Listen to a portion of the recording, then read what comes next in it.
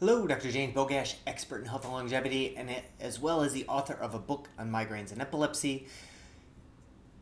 This particular study isn't anything new, but it might be to you if you have epilepsy or seizures, or people with epilepsy would. But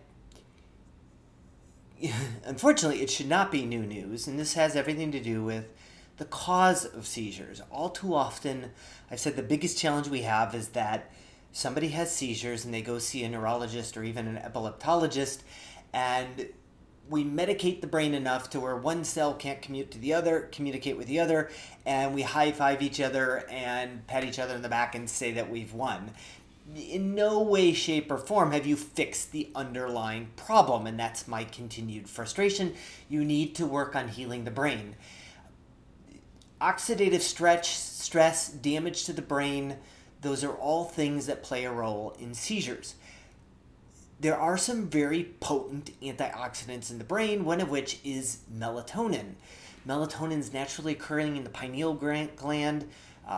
Its production goes up when blue light goes down, so technically sunlight, but in today's day and age, all the white lights that we're exposed to.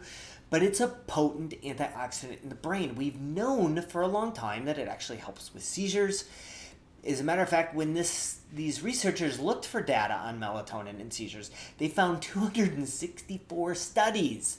If your neurologist has not mentioned this to you, it gives you an idea of how little they are actually reading the medical literature.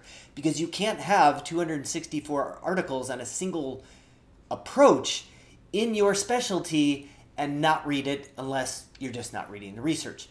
They found 10 randomized controlled trials on melatonin in seizure and epilepsy, and what they found that there was a 44% increase in sleep latency, or improvement in sleep latency, let's say that. So people were able to fall asleep quicker.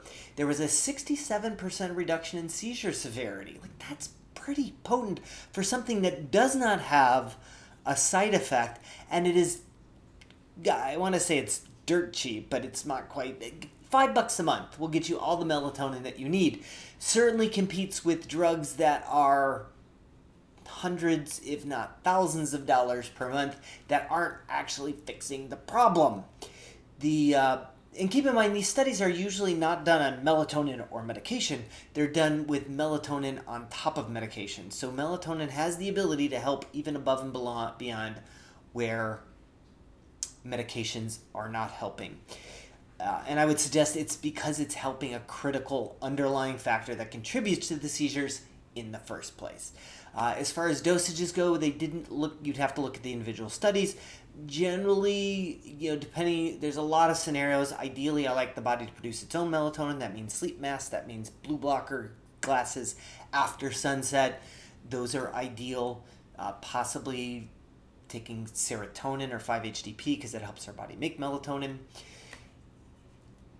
Supplement usually 1.5. For sleep, I usually start at 0.5 up to 3. Sometimes people get up to 5-10 milligram dosages. It just really depends on the scenario, but there's a pretty wide range of dosages in there. So just throwing this out, this is just one of a long list of natural approaches that help above and beyond with brain health, despite what the medications are or are not doing. As always, I'll post a link to this particular study in the description. Make sure you like this video, share it with somebody who you think needs the information, and subscribe to the channel.